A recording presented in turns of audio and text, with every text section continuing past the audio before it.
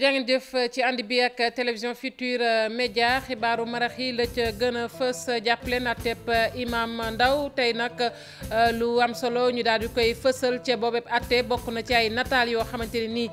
ña nga cay wane ay tàggatu jëm ci wàllu ko fitna ñu ne ca ordinateur bu Imam Ndao lañu ko gis avocat yoo koy layal ñoom it waree nañu seen vidéo boobu ñu ne Imam Ndao moom ma nga cay woote akub dal ca diwaanu Ziguinchor ay doomi aadama yu yori ngànnaay nag ñoo daal di rek song benn dëkkub nappkat féete nag ca wetu pont ba ñu naan ñàmbalang ca commune bu Niass Yalla daal nañ fay nag lakk ay kër daal nañu lakk tamit li nga xamante ni moom mooy gaali nappkat yooyu waaye benn doomu aadama ñàkk na bakkanam ci mbir moomee dinañ ci ànd ak Boubacar Diassi lu jëm nag ci charte yi nga xamante ne dañu koy tëral ci wàllu tasum xabaar ñu ne nag laata ñu koy defati nañu daal di rek kon jiital décret d'application yi ndax moom mooy li gën a am solo jëruñ ji dénk wàllu communication di Abdoulaye Bibi Baldé tey ji moo ko wax ci ab ndaje moo xamante ni dañ caa wowoon taskatu xabaar yi bëccëgu tey ji ñu daal di koy jagleel lépp lu jëm ci wàllum xibaar ci loolu it ñu waxtaanee nañu ko ci CESTI ndax lu soxal code bi jëm ci presse maanaam code taskatu xabaar yi bëgg nañu nag ñu daal di koy jëfee ci kaw tamit ñu gaaw a xaatim li nga xamante ne nii moom mooy décret d'application bi biennale bi nag ni ki tey ji door na koppar yi ñu ci dugal yokk nañu ko ba ci benn milliard njiitu réew mi Macky Sall moom ma ko wax tey jile ca Grand Théâtre ci ndoxteelu biennale boobee ñu baree bari nag bàyyi ko fu ne ci àdduna bi ngir ñëw teewee ko mbokki ponk yaa ngi nii ci yaatal gi léegi-léegi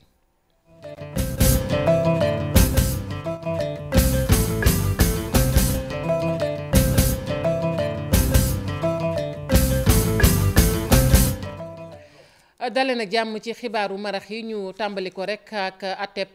imam Aliou Ndao tey jile ay vidéo maanaam ay nataal yoo xamante ne fësal nañu ko tey jile ca tribunal ba loole nag di wane ay tàggatu yu jëm ci wàllu fitna waxoon naa ko sànq défense ba tamit daal di wane seen vidéo ñu ne imam Ndao ma nga cee woote ab dal Aminata Mbaxe Sow moo ñu nekkaloon ca tribunal Aminata Mbaxe Sow dellu naa la nuyu. mango ko boo ñu mënee tënkal rek li nga xamante ne kon daal dinay tukkee tey jile ci tribunal bi ak yi nga xamante ne jot naa koo junj.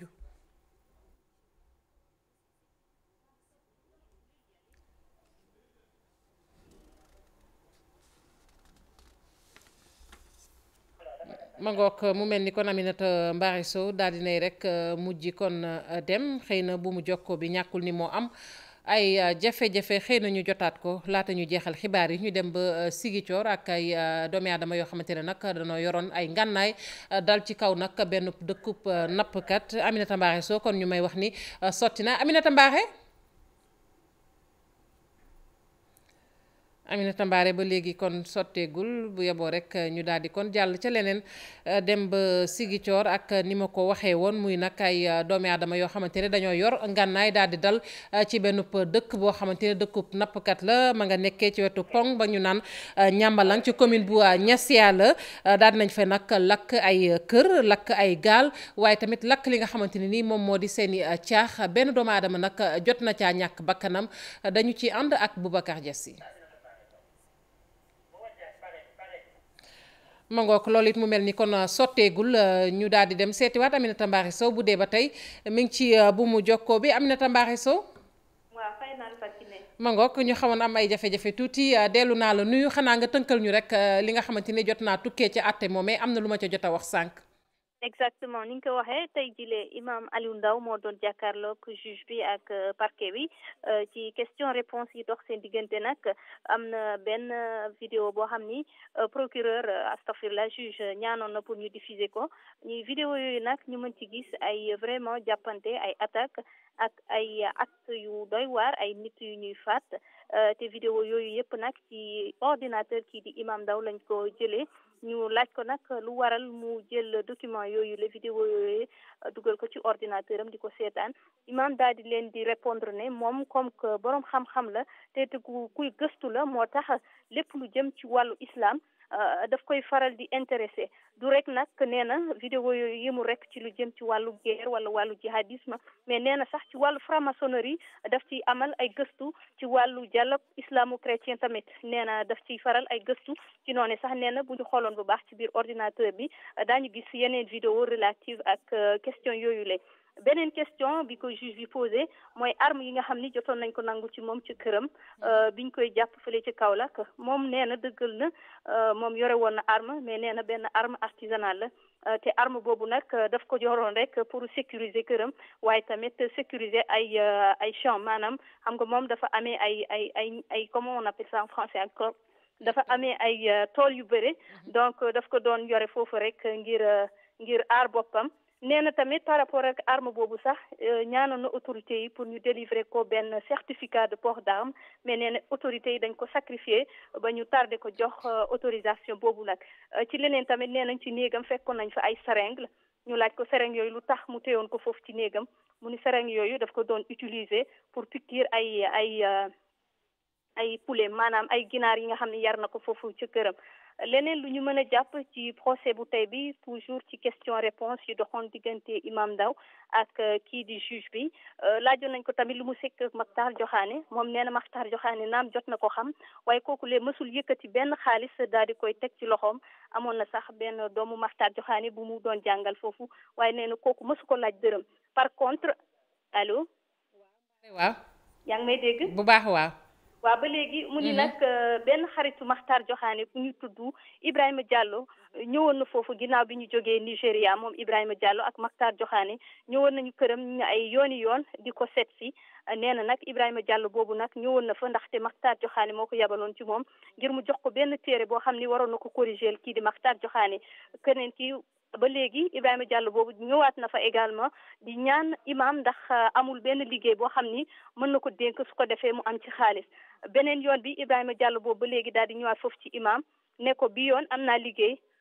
ci noonee sax man am na benn xaalis bu takku bi ma yore fii boo soxlawee mën naa la ci lebal pour yenn problème yoo xam ne am nga ko fii ci daara bi ci noonu la Ibrahima Diallo boobu yëkkatee xaalis bu takku toll ci 1 million de francs CFA maanaam buñ ko doon xayma ci euro nag 1500 euros la mu daal di koy jox imam ne ko dam la koy lebal su ko defee nga mën a régler say problème ci noonu ba léegi Ibrahima Diallo yëkkati wàllu toll ci 8 millions de francs CFA joxaat ko imam ne ko lii da nga ma koy garder ndax dama war a def benn voyage ci Gambie te bëgguma yóbbaale xaalis bi waaye bu ko juge bi laajee xaalis boobu yëpp lu tax laajte woo fi ko Ibrahima Diallo jëlee ak lu tax ñu jox la ko moom mu ni ci wàllu islam am na maandute ak sutur boo xam ni nangul benn yoon ñu koy laaj xaalis boobu nag donc ay question réponse yoo xam ni tax na juge bi ak procureur bi daal di laaj réponse yu bëre daal par rapport ak imam ak xaalis boobu lan la ci jëfandikoo mais moom nee na ci wàllu jaat boobu ñu koy tuumaal moom nangu na jihaad am na waaye du jihaad bi nga xam ni dañ koy faral di wax ci pays France yi maanaam jihaad boo xam ni dañuy rey ay nit wala di faat ay bakkan moom nee na jihaad boobu àndu ci donc loolu la ñu mën a jàpp en attendant fii ak lundi ak interrogatoire bi di wéy ci procès Imam Ndao. jërëjëf Aminata Mbaxe Sow sant nañu la gërëm la ci xibaar yu leer yooyu nga xamante ne baaxee nga ñu ko tey jii mu tukkee ci atteb Imam Ndao ñu yegg ba Ziguinchor ak ay doomu aadama yu yoroon ay ngànnaay dal ci kaw benn dëkkub nappkat mu jege lool nag pont bu Ñambalang daal nañu nag lakk foofee ay kër lakk ay gaal ay mbaalit naka noonu benn doomu aadama sax jot na ca ñàkk bakkanam yëf yi nag démb ca guddi la xew Boubacar Diassi ma ngoo ko du ñàkk kon ñu delsiwaat si ñu wax nag ci bëccëg bi nga xamante ne ni moom la ñu jagleel tasum xabaar la ñu jàpp nag tey mooy lépp loo xamante ne ab charte la bu jëm ci mbirum nag tasum xabaar dootuñu ko rek daal di kon tëral fi lekk jiitaluñu décret d'application bi jëwriñ ji nga xamante ne nag moom la ñu dénk wàllu communication Abdoulaye Bibi Baldé moom moo ko wax tey jile ci ab ndaje moo xamante ne dañu cee woowoon taskatu xabaar yi dañ ci ànd ak Maymuna Njaay ci leeral. ci jamono bi ñuy màggal bés bi ñu jagleel liberté de la presse fii ci Sénégal ñu ngi fi xaar ba léegi code bi ñu daal di ko fiy fësal ba ñëpp mën koo doxal jëwriñ bi ñu jagleel wàllu communication bi fi mu toll nii nee na li ci des bareetul. ñu ngi liggéey parce que code bo dafa amoon lu ci manqué tant que amul ay décret ay arrêté code bi kenn mënu ko mettre en œuvre moo tax ñu gaawantu mettre en place un comité de rédaction. Journalistes yaa ngi foofu acteurs yi yëpp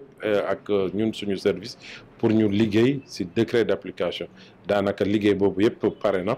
fii ak semaine prochaine incha allah dañuy organiser atelier pour ñu valider. ay loi yoo xam ne dañ ko fi teg te tëral ko nekk lu jafe Abdoulaye Bibi Baldé nee na loolu dafay dakk. décret d'application dañ wax naa ko sànq dañ koy valider semaine prochaine après ñu signer ko parce que loolu moo ñuy permettre effectivement que ñu mettre en œuvre loi bi. décret d'application dañ wax naa ko sànq dañ koy valider semaine prochaine après ñu signer ko parce que loolu moo ñuy permettre effectivement que ñu mettre en œuvre loi bi. ñu teg fii ab fonds boo xam ni day jàppale kërum tasub xibaar yi foofu la ministre bi bëgg a jëm. jëwriñ bi bu ñu sukkandikoo ci moom nee na fajul dara ñu teg fii fonds yoo xam ni dañ ko séddoo rek jàll ca leneen. fonds bi ñu am tey fonds appui la dañ koy partager nii rek amul sax critères yi nga xam ne critères yu pertinent la donc dañ koy partager voilà te loolu du dimbali trop secteur bi dañu bëgg instrument bi nga xam ne day jàppale secteur bi day tax ba secteur bi développé wu. ministère bi ñu jagleel communication bi fi mu toll nii ma ngay dànkaafu li mu xamle rek mooy daan yi ba ñu ci dara ay koppar sax ba daan yoo xam ni da nga koy tëdd. bëgg nañu ñëpp sàmmonteeg yoon rawatina kërum tasum xibaar yi. jëwriñ jooje sax àdduna tamit lu jëm ci carte professionnelle yi nee na nag fi mu ne nii ministère am mi ngi def kéemtalaay kàttanam ndax ci liggéey bi sax ci la ñu toll muy nag defar carte professionnelle yooyee ñu des ba tey ci bëccëg bi ñu jagleel tasum xabaar ci àdduna wërngal këpp tey ci sesti tamit ay kàddu ñu fa yëkkati la ñu ne nag code de la presse bi nañu fexe rek ba jëfe ko ñeneen nag na la gën a am solo mooy nguur gi daal di xaatim décret d'application bi Abdoulaye Faye. atum 2017 code de la presse bu yees bi ba léegi kenn jëfeegu ko la ko waral bokk na ci amagul benn yoon ab décret bu jiitum réew mi xaatim moonte day ñenn ñi jàpp ni liggéey la goo xamante ne ni ñu ci bëri des na cee jëriñoo waaye tamit lu ñu promulgué la ba noppi. député yi ñoom li ñu doon wax a def nañ ko c'est le gouvernement moo war a def li ci des. ay pàcc la donc ñi ngi liggéey et j'espère que sous peu dinañ gis résultat yi. code de la presse bu bees gars yi voté nañ ko waaye boobu ba léegi ñu ngi toog xaar ñu defar li ñu duppee décret d'application.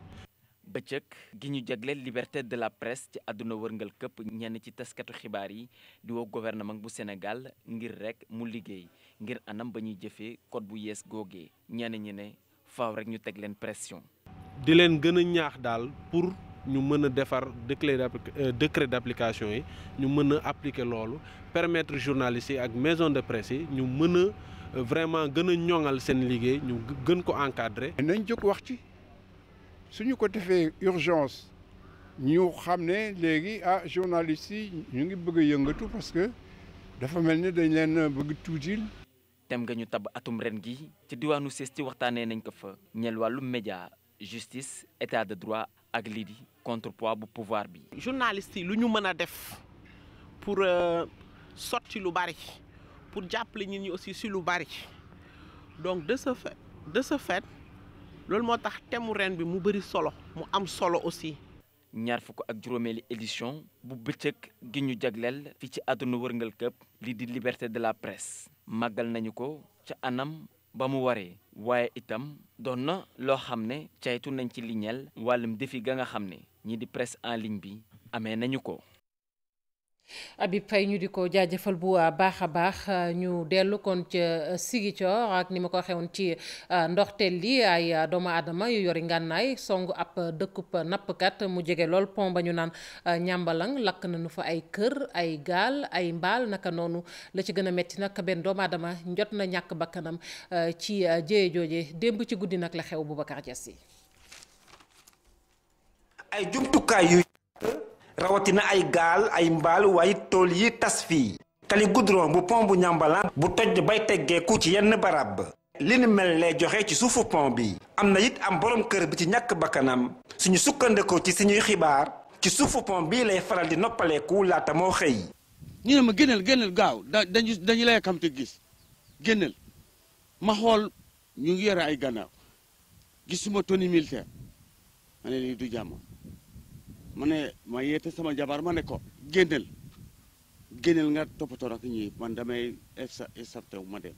waaw man maa xam ne fu may dem yow duñu la laal ma ne ko yow nga dem nga toog man ma dem dégg nga ma dem ba foofu ma génn di daw dama dugg si manque yi léegi man maa xam nga gannaaw yàlla ak yoneen man maa xam lu ma jaar ma dem. ñu ngi koy tey moom guddi bi moom dañoo tëdd ba guddi rek mu am ñu ñu yooy si guddi mënuma xam ñaata nit la yor nañ gànnaay man moom wax nañ ak man dañoo ñëw ñu ne man sa jëkkër man ko sama jëkkër dafa génn léegi ñu ne ma sa jëkkër daa daw may la man xawma dafa génn léegi après si lañ ma ne loo yor foofu nga génnee ko ci xaalis nga jox ñu may la man awma dara man lu ma nekkee ci néeg bi fee ak kenn moo fa nekkoon ndeke ñi ñëw nañ ba ñu ubbi bitig bi. borom ngànnaay yi naroon dellu ak bii gaal gannaaw bi ñu ko feesalee ak yi sàkku ceeb waaye seen moteur moo daal di panne ci mujjantal ga ñi ci loru di ñaan li ni mel nguur gi. waaw sécurité bi moom ñu ngi ñaan gouvernement nañu renforcer sécurité Poñambala parce que ñun suñu dëkk yóotu fii la ñu am ndax yoon bële mënuñu dem foofu léegi ñoom dañuy jógee yóotu ñu jël gaal ñu ñëw ba fii Poñambala donc fu mu ne nii Poñambala bu amatulee sécurité yóotu kenn du fa dund. ñetti fan ci gannaaw ci yoon wi kagit ay borom ngànnaay ñoo nangu ci askan wi ñeenti jakarta ak benn moto bravo waaye jël nañu lépp li seeni borom moom. jaajëfal ko bu baax Boubacar Dia si kër yi nga xamante ne nag ñooy liggéey ci lépp lu xeetoog mine am na nag matuwaay yu ñu jël ci yooyee kër muy nag koppar yi nga xamante ne ni moom la ñu yor léegi tey la ñu bëgg rek mooy xam koppar yooyu fu mu jugee fa mu jaar nu nu ko amee lépp nag ngir xeex gera ko tax a jóg am na nag ab lël boo xamante ne ni amal nañu ko tey ci suba loolu yëpp nag bëgg nañu mu sotti fii ak atum 2020 Fatou Bintou Konté. ngir yëf yi gën a mën a leer te jaar ci yoon ci wàllum industrie yi nga xam ne ñoom ñooy exploité lii di pétrole wala gaz fii ci Sénégal wante xeex li nga xam ne moom moo di guerre dañoo fas yéene 52 pays yi nga xam ne ñoom ñoo bokk ci norme ITIE te Sénégal bokk ci ñu taxawal loo xam ne moom la ñuy wax divulgation de la propriété réelle maanaam entreprise yi nga xam ne ñoom ñooy soumissionné wala di bëgg a investir ci li nga xam ne moom moo jëm ci wàllum gaz ak pétrole ñu wane seen bopp ba ñu xam leen. propriété réelle bi mooy léegi dañu bëgg ñëpp ñi nga xamante ni dañuy def ay entreprise ci wàllu pétrole ci wàllu gaz ci wàllu mine su ñu ñëwee di déclarer seen entreprise ñu mën a xam. ñan ñoo moom dëggantaan entreprise yi parce que yenn saa yi ñiy nekk propriétaire juridique bi ñuy déclarer mën nañu nekk propriétaires yi mën nañ ko tam bañ a nekk li ñu bëgg nag mooy su fekkente ni dañu nekk ci situation bi nga xamante ni dafa am ñu làqu ci ginnaaw ñu mën leen gis.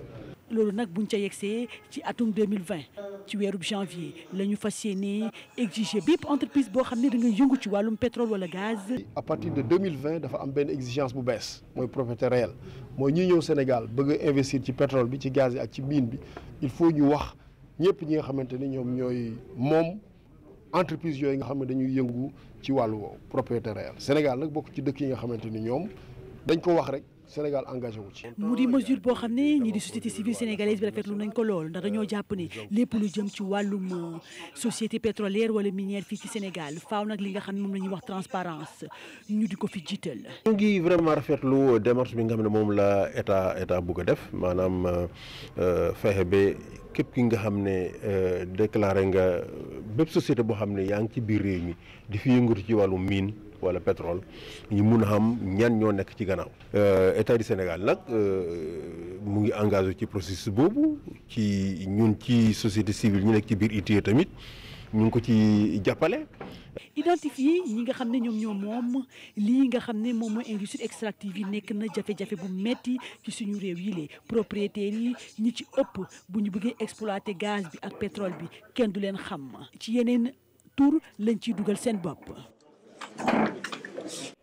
ñu yegg ba diwaanu Njaareem ak matuwaay yi nga xamante ne nag kon kilifa yi jël nañu ko taxaw ci ngir nag ndox ma foofee gën a mën a sell lépp nag ngir mucc ci xeetu jàngoro yi nga xamante ne dana koy nemmiku ci ay xew-xewu diine bu fa amee docteur Balla Mbacké Mboup moom mooy médecin chef de région moom moo yëkkati yooyee kàddu ci rek bi ñuy def ndoxteelu kon liggéey boobay jëm ci sellal ndox ma ñu teewlu ko ci micro Babacar Diouf Ndonga Ndiaye. ñoo ànd ñun ñëpp di waxtaan ci lépp li nga xam ne day jëm ci sellal ndox thème bi sax sellal ndox aar sa jaboot la waaye man damay wax sellal ndox aar sa askan parce que waxuma la xale yi waaye mag ñeeg ñëpp ñoo mën a am bénéfice ci jëfandikoo ndox mu sell. comme ni ñu ko waxee jëfandikoo ndox mu sell dana tax feebar yu bëri yoo xam ne dafa amoon ci askan bi mu mën a wàññeeku. damay profité sax ci wax ci question boobu pour féliciter waat Adama Shops Plus parce que tey jii dañ fay ñëw pour def promotion bi de façon plus nu mu gën a yaatoo waaye màggal gu jot dañuy dimbale ci loolu. danañu jox ay produits jox ñu aussi ay fonds yoo xam ne danañ ci mën def ay causeries distribuer aussi comprimé bi gratuitement au niveau des foyers ba nga xam ne ñi dëkk Touba cay màggal wala sax màggal yeneen yëpp danañu utiliser produit boobu ba bu événement yooyu amee du am benn biir yu daw yu ci juddoo yoo xam ne mun na doon ay biir yu daw yoo xam ne mën naa gaañ askan bi donc lii dafa ñëw yokk ci li nga xam ne moom moo ci yokkoon may ñaax nag vraiment bàjjenu gox yëpp askan yëpp ñu message yi ñu fi dégg ñu véhiculer waaye it ñu taxaw ci ba nga xam ne askan bi yëpp danañ ko utiliser loolu buñ ko defee seen bopp lañ koy defal askan wi ñu defal région médicale waaye Sénégal gi yëpp lañ koy defal. Guyat ma nga nekk ca commune bu Mewane ci département bu Tivaouane foofe nag askan wa ña ngay jànkonteel ay jafe-jafe ci ñàkkum jumtukaay ñàkkum ndox mu sell courant moom waxaale wuñu ko foofe Cheikh Anta Diop Sey Latir ci leeral.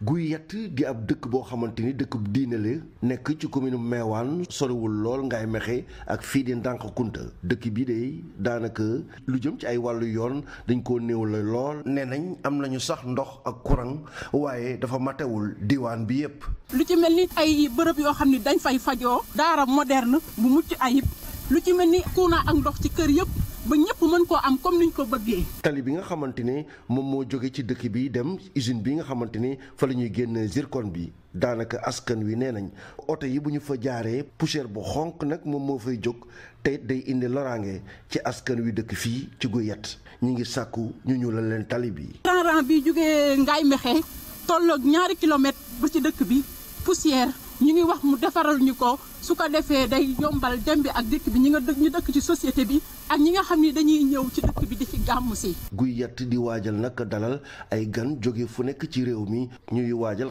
xew-xewu diine bu mag xaalif bi di Chérif Bekay Aïdara di sàkku nag ci nguur gi programme bi ñuy duppee PUDC ñu taxawal ko fi ndax nee na dëkk bi di dëkkub diine yeeyoo na ko. ñu wax ci leneen li ñu naan chicha bu ñu ko déggee nag am xeetum tox la préfet bu Ndakaaru ma ngay fàttali ne loolee dañu ko tere ndax charte bi tere cigarette moom moo tere loolee ñu naan chicha ñu koy faral nag di gën di seetlu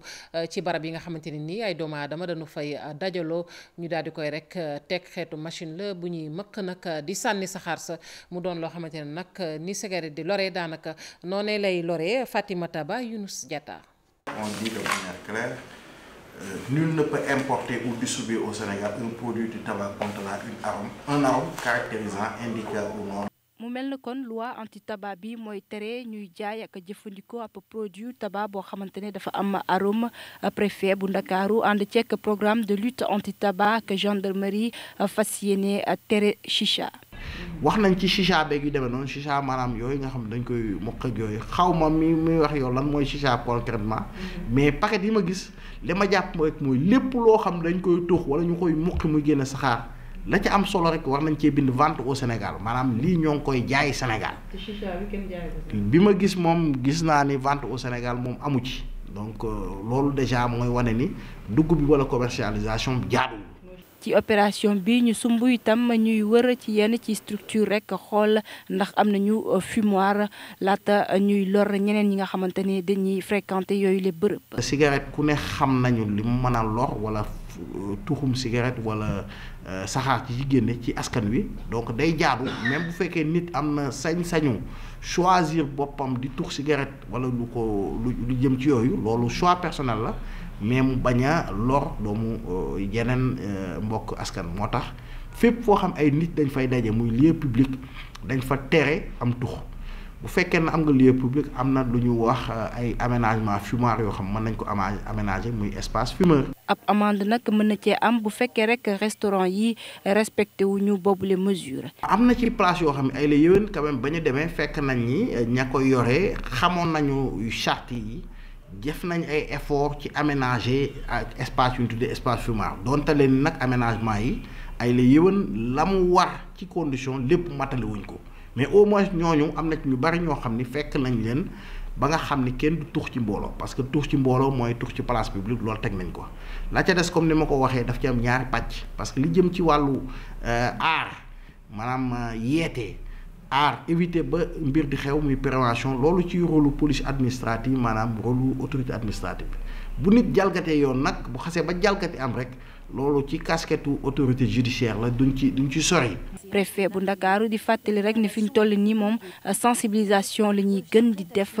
waaye lu ko mooy yeneen i daan itam mën na cee tegu. Le tabac est très souvent parfumé, goût pomme, menthe ou abricot par exemple. gannaaw chicha boobee ñu yegg ba fële ca Njamakuta nag ab dëkk la boo xamante ne nii nag dëkk buy jànkonte lay jafe-jafe la ndax askan ba mënuñoo jotee ci ndox mu sell wàllu wér-gu-yaram naka noonu njàng ma moom kenn waxaale wu ko foofee Njamakuta nag ma nga nekk ca département bu Bounkiling Mame Biram Diouf.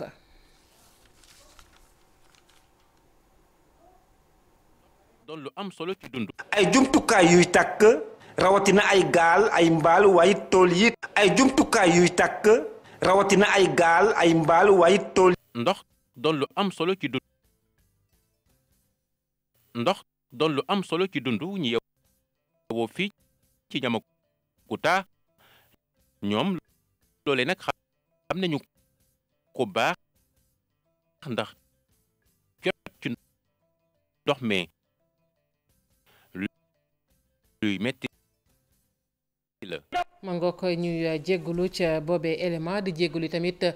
ci biennale bi nga xamante ne waroon nañ cee dikk du ñàkk ngeen am ko ci xibaar yi ci nasaraan Cheikh Tidiane Diaw ngeen ci fas yéene yéen a àndal ñu leen di jaajëfal mbokk yi yéen ñu doon teewlu xibaar yi ak ñi ci jàpp mu sotti.